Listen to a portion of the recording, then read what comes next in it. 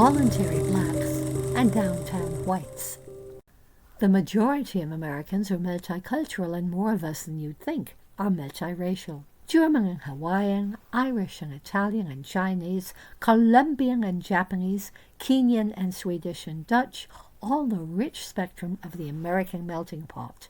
But in 1912 America, you were expected to be one culture or another, one race or another, particularly black or white, not both and.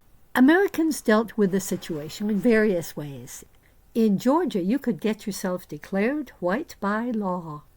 In Virginia, descendants of Pocahontas were white by custom. Syrians, Armenians, Mexicans, and other cultural groups brought suit to be considered white.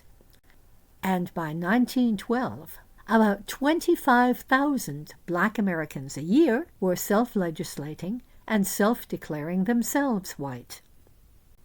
All these new whites were immigrants to a new country, looking for a better future and greater opportunities. Like other immigrants, they too often paid for it by leaving behind culture and family.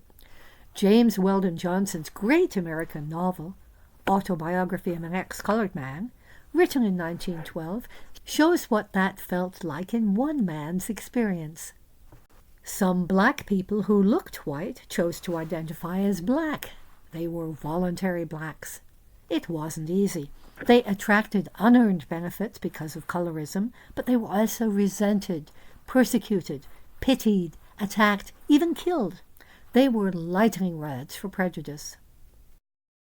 But in New York City in 1912, some people were gaming the system, being successfully both black and white. In 1904, the first subway system opened in New York, and for the first time, people could live far away from where they worked.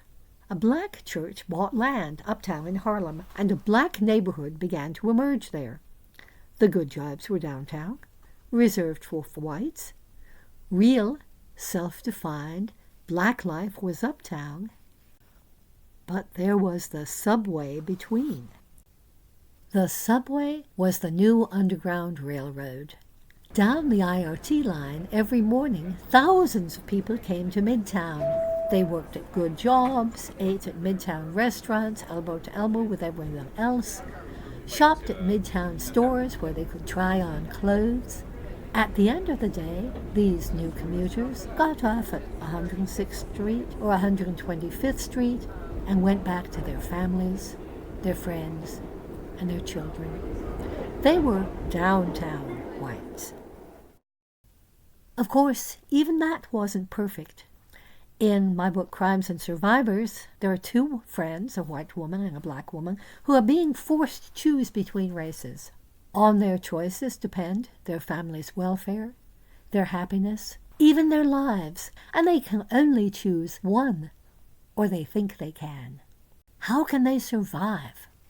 What does survival mean? What living, painful choices will they have to make? And what crimes will they commit to survive? Thanks for watching from Sarah Smith in Crimes and Survivors.